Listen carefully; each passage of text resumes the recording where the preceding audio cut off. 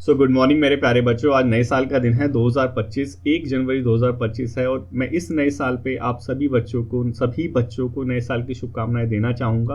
और मैं आशा करता हूँ कि ये जो 2025 का हमारा साल है वो आपके जीवन में खुशहाली लेके आएगा। ये जो डेली डिस्पैच डिस्कशन करते हैं आपके एग्जाम में बहुत ज़्यादा काम आएगा। इसी के साथ आज का डिस्कशन 1 जनवरी का डिस्कशन स्टार्ट करते हैं ग्रेट आदमी बराक ओबामा के कोट के साथ। बराक ओबामा कहते हैं we are the first generation feel the effect of climate change and the last generation who can do something about it.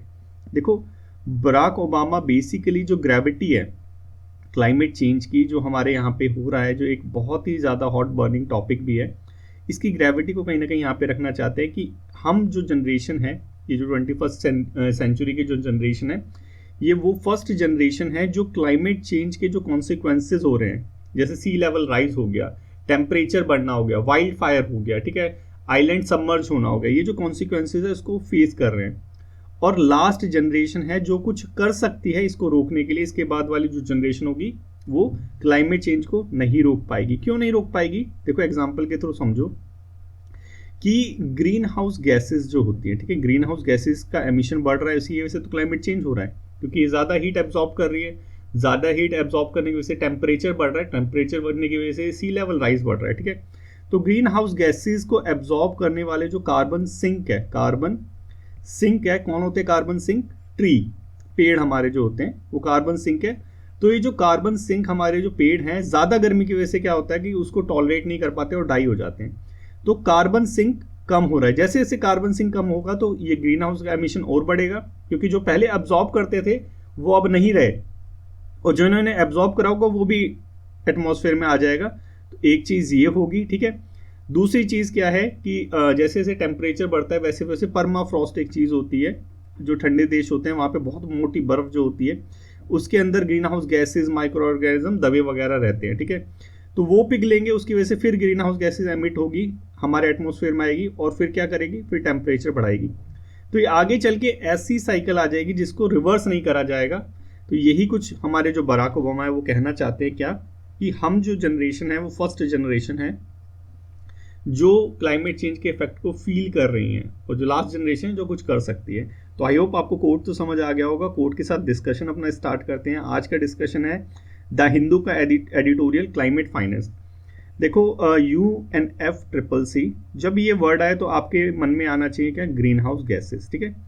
तो ये जो UNFCCC है, क्लाइमेट चेंज को काउंटर करने के लिए बेसिकली ये बॉडी है वर्ल्ड लेवल की, UN लेवल की, ठीक है। तो यहाँ पे इसके बारे में हम ऑलरेडी डिस्कस कर चुके हैं। इसी के अंदर क्लाइमेट का एक क्लाइमेट फाइनेंस का इशू है, जो COP29 अभी हुई थी हमारी।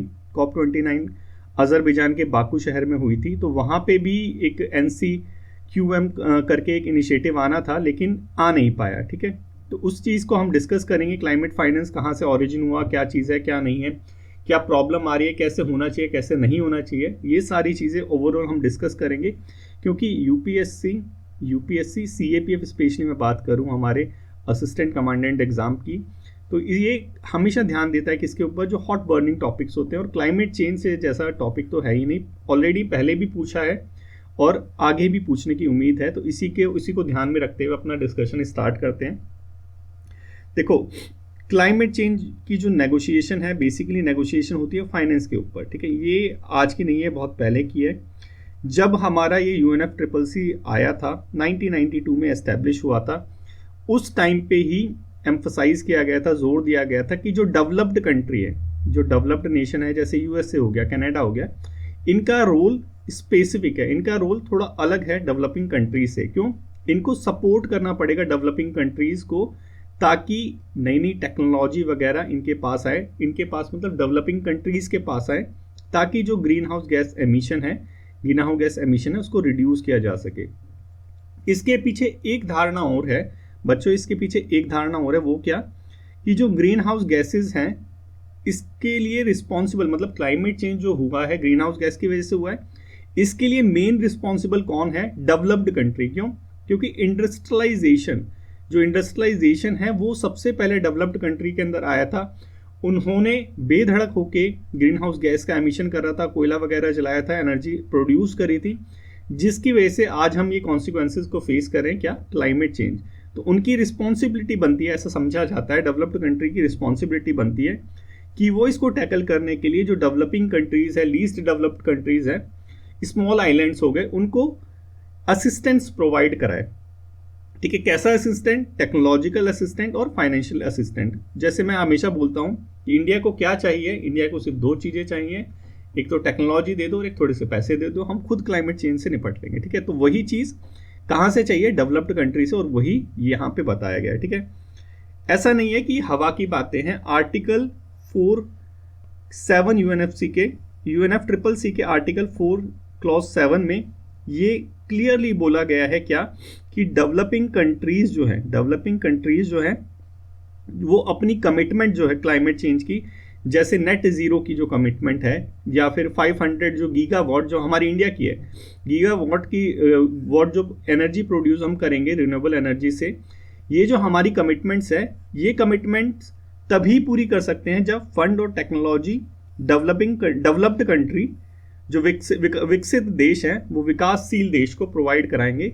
ये UNFCCC के आर्टिकल 4(7) में भी लिखा गया है। ठीक है, तो मतलब क्या है कि जो UNFCCC बॉडी है, ये भी एम्फोसाइज करती है कि डेवलप्ड कंट्री की स्पेशल रिस्पॉन्सिबिलिटी है डेवलपिंग कंट्रीज के लिए उनको असिस्टेंस और टेक्नोलॉजी प्रोवाइड कराने के लिए। क्या क्या चीज़? असिस्टेंस, फंडिंग और टेक्नोलॉजी प्रोवाइड कराने के लिए। पेरिस एग्रीमेंट में भी यही कुछ हुआ था। पेरिस एग्रीमेंट में भी यही बोला गया था कि डेवलप्ड जो नेशन है वो फाइनेंशियल असिस्टेंट, जो फाइनेंशियल रिसोर्स है, प्रोवाइड कराएंगे ताकि जो डेवलपिंग कंट्रीज है वो क्लाइमेट का जो इम्पैक्ट हो रहा है, एमिशन जो हो रहा है, उसको रिड्यूस कर सके। मतलब ये जो चीज़ें हैं जो इंडिया डिमांड करता है वो एकदम लेजिबल हैं, वो एकदम वैलिड जो कह सकते हैं डिमांड है, जो इंडिया हमेशा करता है UNFCCC के अंदर। और ये चीज़ हाईलाइट की गई है IPCC की रिपोर्ट के अंदर भी। 6 असेसमेंट रिपोर्ट आई थी, इसके अंदर क्लियरली बोला था। देखो, जो IPCC आती है वो हमेशा एक आईना दिखाती है कि जो पूरा वर्ल्ड है वो क्लाइमेट को निपटने के लिए किस तरह से इनिशिएट कर रहा है। ठीक है, तो IPCC की जो 6 असेसमेंट रिपोर्ट आई थी उसमें क्लियरली बोला था, क्या बोला था, कि जो वर्ल्ड है वो 1.1 डिग्री सेल्सियस जो है ऑलरेडी वार्म हो चुका है, और इसके लिए रिस्पॉन्सिबल कौन है? Human activities. कौन रिस्पॉन्सिबल है? Human activities. तो finance along with technology capacity building बहुत ज़्यादा ज़रूरी है। किसके लिए? अगर हमें क्लाइमेट चेंज के इफेक्ट को रोकना है। जैसे आपने अभी देखा कि बराक ओबामा जी ने भी बोला था कि हमारी जो जनरेशन है, ये जो जनरेशन है 21st सेंचुरी की जो जनरेशन है, ये लास्ट जनरेशन है जो कुछ कर सकती है। और क्यों ऐसा बोला था वो भी हमने समझा। तो इसके अंदर डेवलप्ड कंट्री का, इसके अंदर जो डेवलप्ड नेशंस हैं उनका स्पेशल रोल है टेक्नोलॉजी और फाइनेंस प्रोवाइड कराने के लिए, और वही जो है इंडिया हमेशा डिमांड करता है। ऐसा नहीं है कि जो डेवलप्ड कंट्री है वो जानती नहीं है इसको, वो कमिटमेंट भी करती है लेकिन कभी रह जाती है कमिटमेंट, ये सारी चीज़ें।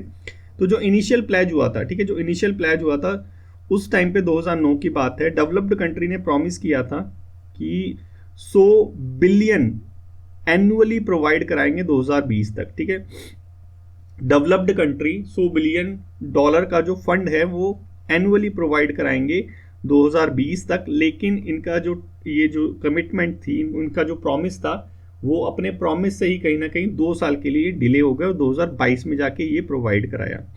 ठीक है, तो देखो एक चीज़ आप क्लियरली समझ लो कि डेवलपिंग कंट्रीज हो गई, इंडिया हो गई, लेट्स से डेवलपिंग कंट्रीज हो गई, लीस्ट डेवलप्ड कंट्रीज हो गई, ठीक है, और स्मॉल आइलैंड्स हो गए, ठीक है, स्मॉल आइलैंड नेशंस हो गए। ठीक है, तो ये जो तीनों हैं इनको अब आप कह सकते हैं कि डेवलप्ड कंट्री कहता है ये सारे लोग क्या करते हैं, ये सारे लोग क्लाइमेट चेंज करते हैं। क्यों? क्योंकि इनके पास जो टेक्नोलॉजी है वो ग्रीन हाउस गैस को एमिट करती है। ठीक है, जो हमारी बिजली बनाते हैं हम, जो हम एनर्जी बनाते हैं, किससे बनाते हैं? कोल बेस्ड प्लांट से बनाते हैं। क्यों बनाते हैं? क्योंकि चीप है वो, ठीक है, वो क्योंकि सस्ती आती है। अगर हम वहीं पे सोलर सेल लगाने लग जाएं, बिजली तो वहां से भी आ जाएगी, वही जो आपको अभी 5 रुपये या 10 रुपये यूनिट मिलती है वही 50 रुपये यूनिट मिलने लग जाएगी। तो मतलब क्या है कि अफोर्डेबल नहीं रहेगी, हमारा देश अंधेरे में रहेगा, जो हमारा विकास चल रहा है वो थम जाएगा। इसकी वजह से हम क्या करते हैं, हम जो कोयला बेस्ड प्लांट है उसी से एनर्जी बनाते हैं। ठीक है, तो अब इसकी वजह से ग्रीन हाउस गैस एमिट हो रहा है। ठीक है, तो डेवलप्ड कंट्री क्या कहते हैं कि अब वो क्या करते हैं, इसी को स्ट्रैटेजिकली यूज़ करते हैं। आप सभी को पता है जैसे चाइना यूज़ करता है, तो सारे पावरफुल नेशन ऐसे ही करते हैं, स्ट्रेटेजिकली जो दूसरों की वीकनेसेस हैं उसको यूज करते हैं। ट्रेड के अंदर रिस्ट्रिक्शन लगा देते हैं, कार्बन टैक्स लगा देते हैं, ईटीसी वगैरह लगा के क्या करते हैं कि हमारे डेवलपमेंट को रोकना चाहते हैं। Developing countries, least develop country, इनको रोकना चाहते हैं।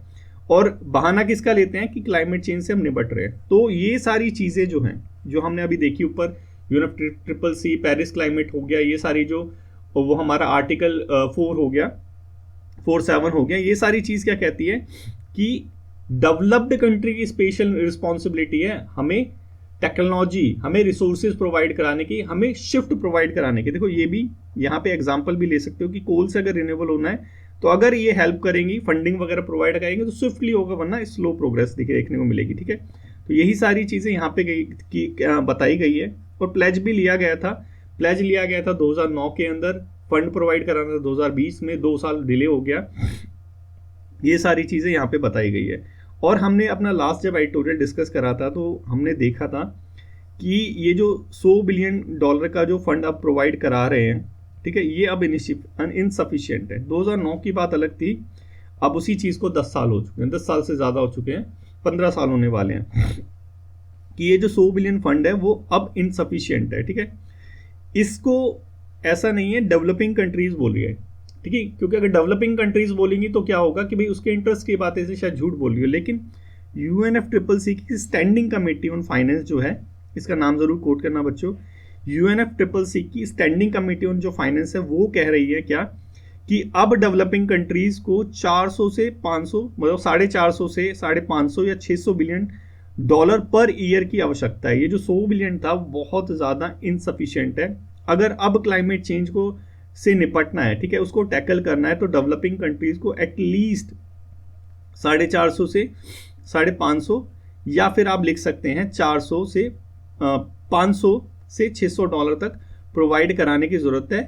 अराउंड करके लिख सकते हो, अगर एग्जैक्ट डाटा ना लिख पाओ। लेकिन कौन कह रहा है ये सारी चीजें? स्टैंडिंग कमेटी कह रही है UNFCCC की। ठीक है, ऐसा नहीं है कि इस पे बात नहीं चल रही। अभी नया टारगेट डिस्कस हुआ था COP29 के अंदर।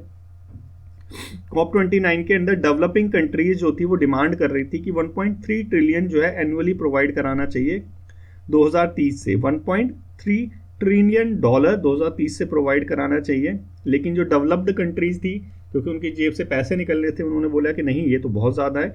उन्होंने सिर्फ 100 बिलियन पर ईयर तक वो रुक गए। देखो ये जो 300 बिलियन जो है पर ईयर तक, उन्होंने बोला 2035 तक 5 साल और बढ़ा दिए प्रोवाइड कराने के लिए बोला। ठीक है, मतलब कुछ एक जो सहमति पूर्ण जो निर्णय आना चाहिए था वो नहीं आया, जो क्योंकि नहीं, इसके पीछे रीज़न भी है। देखो हमने देखा था जो पेरिस एग्रीमेंट है उससे यूएसए क्यों आउट हुआ था?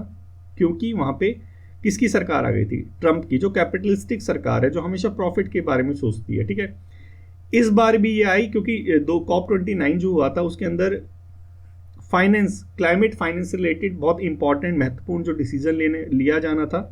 लेकिन क्योंकि यूएसए के अंदर गवर्नमेंट चेंज हो गई, ट्रंप आ गया। ट्रंप के आने के बाद सबको पता था कि वो जो NCQG वाला जो क्लाइमेट फाइनेंस का जो हम बना रहे थे वो बिल्कुल भी पास नहीं होगा। और यही चीज़ हमें COP29 के अंदर देखने को मिली कि जो हमारा इनिशिएटिव था क्लाइमेट फाइनेंस का वो पास नहीं हो पाया। और डेवलपिंग कंट्री और डेवलप्ड कंट्री के बीच में जो नेगोशिएशन है वो अभी भी नेगोशिएशन राउंड पे ही है। ठीक है, चैलेंजेस क्या क्या रहते हैं? देखो चैलेंजेस इंडिया जैसी कंट्री हो गई, चैलेंजेस डेवलपिंग कंट्री हो गई, लीस्ट डेवलप कंट्री हो गई, स्मॉल आइलैंड्स हो गए, इनको ज़्यादा चैलेंजेस देखने पड़ते हैं कंपैरेटिवली डेवलप्ड कंट्री को। इसका एक बहुत ही सिंपल सा एग्जांपल देखो बच्चों, इससे समझ आएगा कि जब जैसे सर्दियाँ हो रही हैं, ठीक है, अब क्लाइमेट चेंज की वजह से क्या हुआ, सर्दियाँ भी ज़्यादा पड़ती है। ठीक है, कोल्ड वेव चलती है। ठीक है, अब जो कोल्ड वेव है इसका इफेक्ट किसको ज़्यादा पड़ेगा? जो अपने घर के अंदर, बंगलों के अंदर रह रहा है या फिर जो रोड पे रह रहा है, किसको पड़ेगा? देखो रोड वाले को ज़्यादा पड़ेगा। ठीक है, सेम चीज़ अब हीट वेव आती है तो किसको फर्क पड़ता है?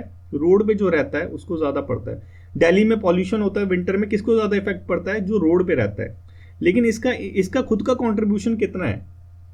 इसका जो रोड पे रह रहे हैं, जो लोग गरीब लोग रह रहे हैं, इनका खुद का कंट्रीब्यूशन कितना है क्लाइमेट चेंज के लिए? इनका खुद का कंट्रीब्यूशन कितना है पॉल्यूशन को फैलाने के लिए, हीट वेव को लाने के लिए? जीरो, कंपैरेटिवली जीरो है। ठीक है, लेकिन उनको इसका जो बर्डन है वो ज़्यादा फेस करना पड़ता है, डिजीज़ इनको ज़्यादा होती है पॉल्यूशन वगैरह की वजह से। सेम चीज़ क्या होती है, लीस्ट डेवलपिंग कंट्रीज़ और जो स्मॉल आइलैंड्स डेवलपिंग स्टेट्स हैं उनको वर्स्ट इफेक्ट फेस करना पड़ता है क्लाइमेट चेंज का। सी लेवल राइज होता है, उनके आइलैंड्स वगैरह डूब जाते हैं। इसका बहुत बड़ा एग्जाम्पल है जकार्ता। जकार्ता कहाँ पे बच्चों, इंडोनेशिया में है। 1/3 जकार्ता सी लेवल राइज की वजह से डूबने वाला है। ठीक है, स्टॉर्म्स वगैरह इसका इफेक्ट किसको ज़्यादा देखने को मिलता है, डेवलपिंग नेशंस को, इंडिया जैसी कंट्री को। क्लाइमेट चेंज हो रहा है, उसकी वजह से हमारी एग्रीकल्चर प्रोडक्टिविटी डिक्लाइन हो रही है। इफेक्ट किसको देखने को मिल रहा है, डेवलपिंग कंट्रीज को। डेवलप्ड कंट्री ने तो पॉल्यूशन फैला दिया, डेवलप्ड हो गई, लेकिन अब उसका जो बर्डन है वो किसको फेस करना पड़ रहा है, हमें, डेवलपिंग कंट्रीज को। इसीलिए जो डेवलपिंग कंट्रीज है फंड की डिमांड करती है। ठीक है, स्मॉल जो आइलैंड्स है उन्होंने 39 बिलियन की रिक्वेस्ट करी। एलडीसी जो लीस्ट डेवलपिंग नेशंस है उन्होंने 220 बिलियन की डिमांड करी, लेकिन ये सारी चीजें जो हैं एलोकेट नहीं हो पाई। ठीक है क्यों, कैपिटलिस्टिक गवर्नमेंट हमेशा प्रॉफिट देखती है अपना। अब एक चीज ये भी थोड़ा सा याद रखना बच्चों कि क्लाइमेट चेंज जो है, ठीक है, हम क्यों शिफ्ट करना चाहते हैं, क्या अपने आप को बचाना चाहते हैं। देखो, क्लाइमेट चेंज की वजह से हमें बिलियंस ऑफ डॉलर का नुकसान होता है एनुअली। क्लाइमेट चेंज की वजह से हमें बिलियंस ऑफ डॉलर का नुकसान होता है। इस नुकसान को भी हम बचा सकते हैं और इस वर्ल्ड को भी बचा सकते हैं सिर्फ अगर क्लाइमेट फाइनेंस टेक्नोलॉजी हमें मिल जाए डेवलप्ड नेशन से। ये चीज मैं नहीं कह रहा, ये चीज कह रहा है ग्लोबल स्टॉक। ग्लोबल स्टॉक की रिपोर्ट एस्टिमेट लगाया कि क्लाइमेट चेंज की वजह से, ठीक है, क्लाइमेट रिलेटेड जो भी चीजें होती है उसकी वजह से इकोनॉमिक डैमेज कितना हो रहा है, 400 से 800, 450 से 850 बिलियन डॉलर का एनुअली हमें इसका क्या हो रहा है, नुकसान हो रहा है। ठीक है, तो इस नुकसान को बचाने के लिए अगर हम इतना ही पैसा लगा दें तो क्लाइमेट जैसी जो मुसीबत है उसको हम टैकल कर सकते हैं। ठीक है, ये चीज यहाँ पे बताई गई है, इसका जिक्र जरूर करना ग्लोबल स्टॉक का। ठीक है, इंडिया का क्या स्टैंड है इसको देखें क्लाइमेट फाइनेंस के ऊपर। देखो, इंडिया जो है आप सभी को पता है, इंडिया सिर्फ दो चीज की डिमांड करती है, टेक्नोलॉजी दो और पैसा दो, फंड दो, टेक्नोलॉजी दो, हम खुद देख लेंगे। इंडिया इक्विटी बेस्ड अप्रोच को फॉलो करती है। ठीक है, इक्विटी बेस्ड अप्रोच क्या होती है, इक्विटी बेस्ड अप्रोच होती है कि जिसकी गलती है उसको ज़्यादा जो खामियाना होता है, खामियाजा या खामियाना जो भी है वो भुगतना पड़ता है। ठीक है, मतलब कॉमन बट डिफरेंशियल रिस्पॉन्सिबिलिटी। ये पेपर 1 के अंदर भी पूछा जाता है डायरेक्टली, ये क्या चीज़ होता है, कॉमन बट डिफरेंशिएटेड रिस्पॉन्सिबिलिटी। देखो इसका मतलब क्या है कि क्यों क्लाइमेट चेंज तो सबके लिए एक जैसा है। ठीक है, क्लाइमेट चेंज का जो इफेक्ट सबको हो रहा है, ठीक है, इसके लिए क्यों डेवलप्ड कंट्री को कसूरवार ठहराया जा रहा है, उनको ज़्यादा रिस्पॉन्सिबिलिटी है, उनको फंड भी देना है, उनको टेक्नोलॉजी भी देना है, उनके टारगेट भी जल्दी अचीव करने हैं और डेवलपिंग कंट्रीज़ को भी करना है, लेकिन इनको फंड लेना है यहाँ से। ठीक है, इनको फंड लेना है, इनके टारगेट्स थोड़े स्मॉल है, इनको रिलैक्सेशन भी मिल जाता है। तो ये क्या है, यही है कॉमन बट डिफरेंशिएटेड रिस्पॉन्सिबिलिटी। ठीक है, इक्विटी बेस्ड, इक्वालिटी नहीं, इक्विटी बेस्ड। ठीक है, जिसको जितनी जरूरत है उसके हिसाब से। ठीक है, वही चीज यहाँ पे है, इंडिया का ये स्टैंड है, इसलिए इंडिया जो है डेवलप्ड कंट्री से हमेशा डिमांड करती है।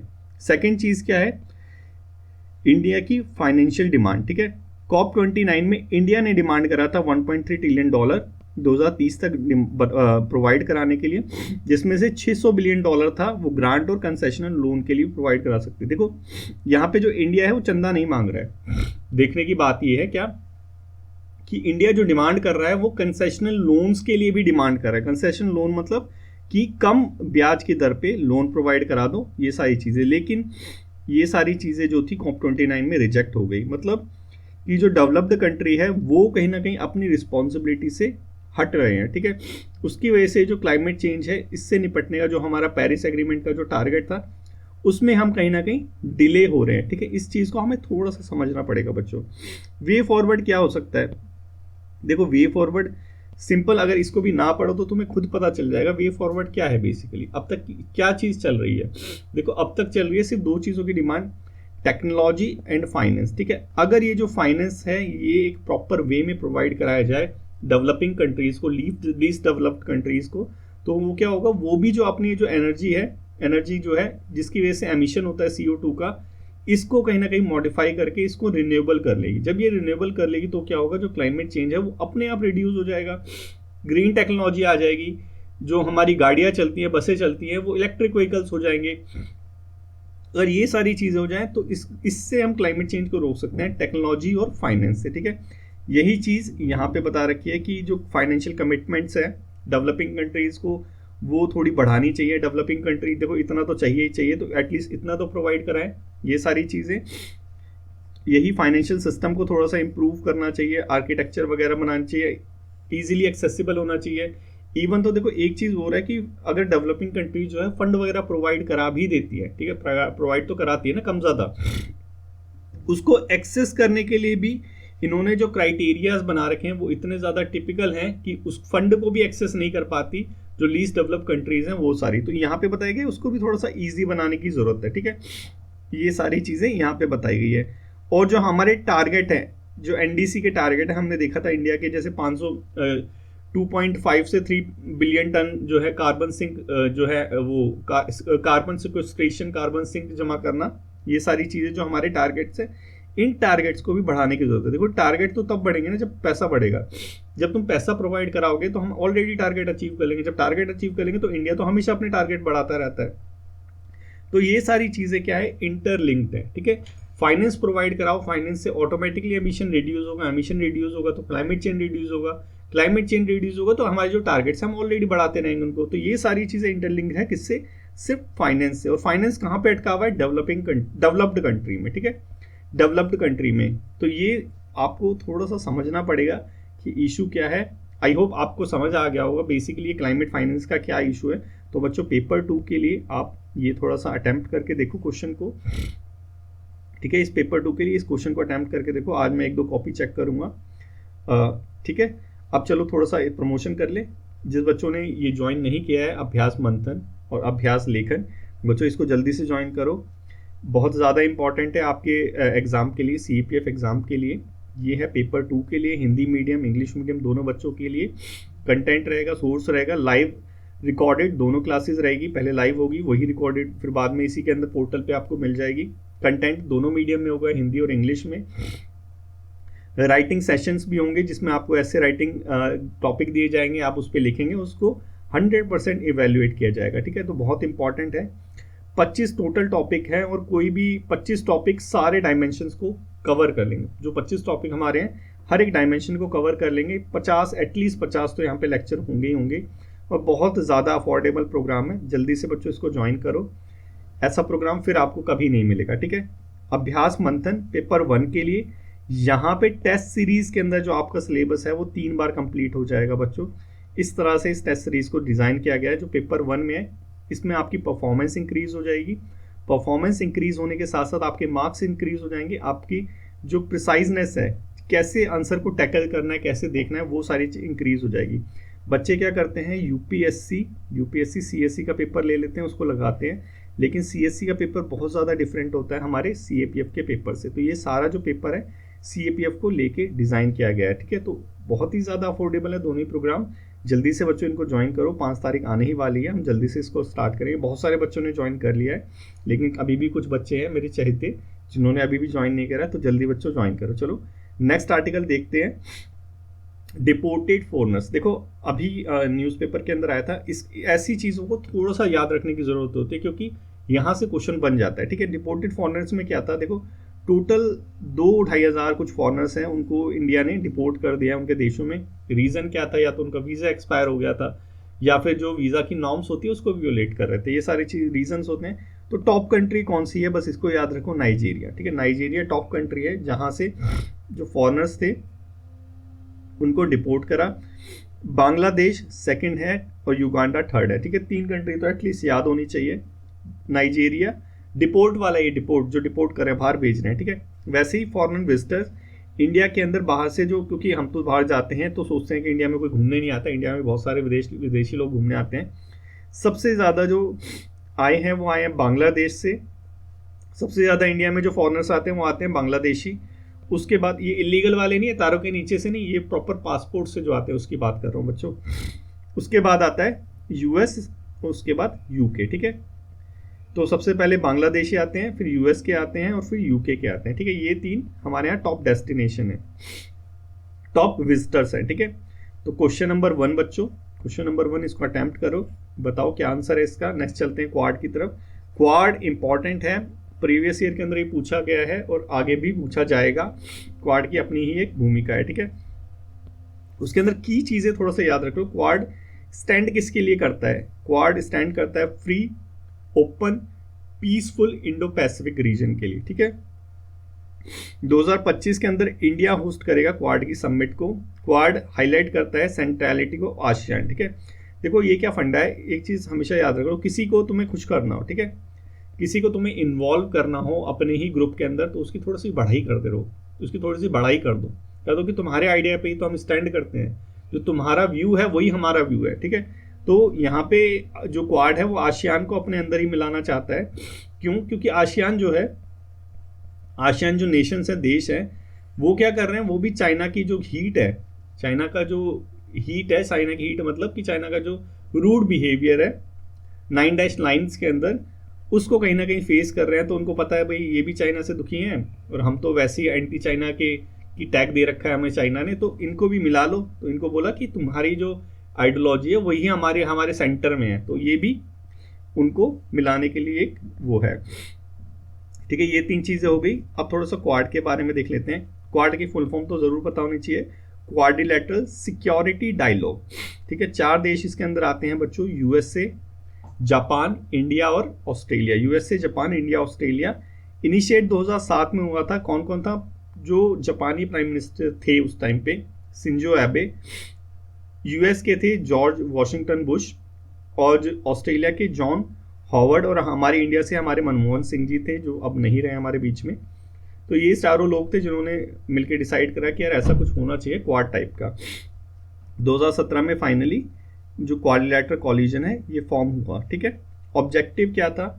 देखो ऑब्जेक्टिव था रीजनल सिक्योरिटी। रीजनल सिक्योरिटी मतलब वही हमारा इंडो पैसिफिक जो रीजन है फ्री, ओपन हो, उसको सिक्योर बनाना है, ठीक है। उसके बाद मई टाइम सिक्योरिटी, ये सारा कि क्योंकि चाइना क्या करता है बेसिकली, जो 9 डैश लाइन में बोलता है कि ये सारा एरिया मेरा है, तो वहाँ पे फ्रीडम, नेविगेशन वगैरह ये सारी चीज़ें प्रोवाइड कराना था।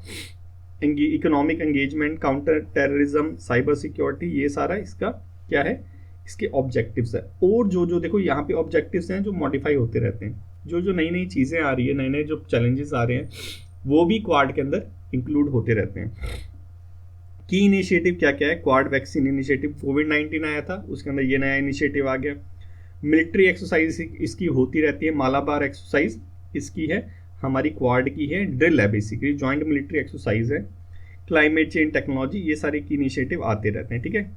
तो जो जो नई नई चीज़ें हैं वो सारी हमारी क्वाड के अंदर। आई होप आपको समझ आ गया होगा जो क्वाड है कितना इंपॉर्टेंट है हमारे इंडो पैसिफिक रीजन के लिए, क्या इसकी आइडियोलॉजी है, किसके लिए स्टैंड करता है, कौन कौन इसका मेंबर है, क्या क्या इसके इनिशिएटिव है। अब ये जो क्वेश्चन नंबर 2 है, ये प्रीवियस ईयर का क्वेश्चन है हमारे सीएपीएफ का। सीएपीएफ का बच्चों ये प्रीवियस ईयर का क्वेश्चन है, इसको आंसर करो, ठीक है। नेक्स्ट है हमारा एक्टिंग डीजी सीआरपीएफ। देखो सीआरपीएफ के जो करंट डीजी थे वो रिटायर हो गए, उनकी जगह अभी वितुल कुमार जी हैं, जो आईपीएस ऑफिसर हैं, सीनियर आईपीएस ऑफिसर है, उनको अभी जस्ट चार्ज दिया गया, एक्टिंग चार्ज दिया गया डीजी का सीआरपीएफ का, ठीक है, जब तक कोई परमानेंट नहीं आ जाता, ठीक है। तो जो हमारा यूपीएससी सीएपीएफ है, जो हमारा सीएपीएफ है, वो क्वेश्चन जो पूछता है वो थोड़ा इसके अंदर से पूछ लेता है, फोर्स का कुछ क्या हो गया, ये सारी चीज़ें, कौन सी फोर्स किसके लिए है, रैंकिंग क्या चीज़ है, ऐसे क्वेश्चन पूछता रहता है। रैंकिंग से रिलेटेड हमने ऑलरेडी डिस्कस कर लिया था। ये एक बहुत ही सुंदर चार्ट मेरे को आपके वेब पे मिला, जो हमारे लिए बहुत ज़्यादा इंपॉर्टेंट है, ठीक है। तो इसको थोड़ा सा देख लो बच्चों। असम राइफल, ठीक है, असम राइफल ऑरिजिन 1835 में हुआ था। उस टाइम पे इसको क्या कहते हैं, छाछार लेवी बोलते थे, ठीक है। इसमें ऑब्जेक्टिव दे रखे हैं, ऑब्जेक्टिव है एंटी टेररिज्म जो ऑपरेशंस है नॉर्थ ईस्ट रीजन में उसको काउंटर करना, इंडिया चाइना म्यांमार बॉर्डर की सिक्योरिटी प्रोवाइड करना, ठीक है। इसने इंपॉर्टेंट रोल कहाँ का प्ले किया था वो भी बता रखा है, ठीक है। तो ये इस चार्ट को थोड़ा सा बच्चों देख लेना, इंपॉर्टेंट है। वैसे आईटीबीपी है, ऑरिजिन इसका 1962 में है, ठीक है। कहाँ पे आईटीबीपी रहती है? ये जो काराकोरम हमारा पास हो गया, लेपचा पास हो गया, ठीक है, इंडो चाइना जो बॉर्डर है यहाँ पे आईटीबीपी हमारी रहती है। ठीक है, ये चीज़ हो गई हमारी एक। ठीक है, उसके बाद हमारा हो गया बीएसएफ, 1965 में आई थी हमारी बीएसएफ। बीएसएफ जो भी पाकिस्तान के साथ हमारे बॉर्डर है, बांग्लादेश के साथ हमारे बॉर्डर है, वहाँ पे कौन रहती है, हमारी बीएसएफ रहती है।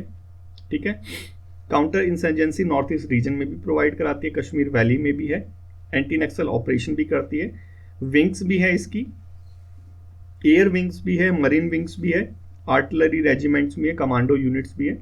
ये सारे हमारे बीएसएफ के बारे में है। ठीक है, वैसे ही हमारी सीआरपीएफ है, जिसे क्राउन रिप्रेजेंटेशन पुलिस भी कहते हैं, 1939 के अंदर आई थी।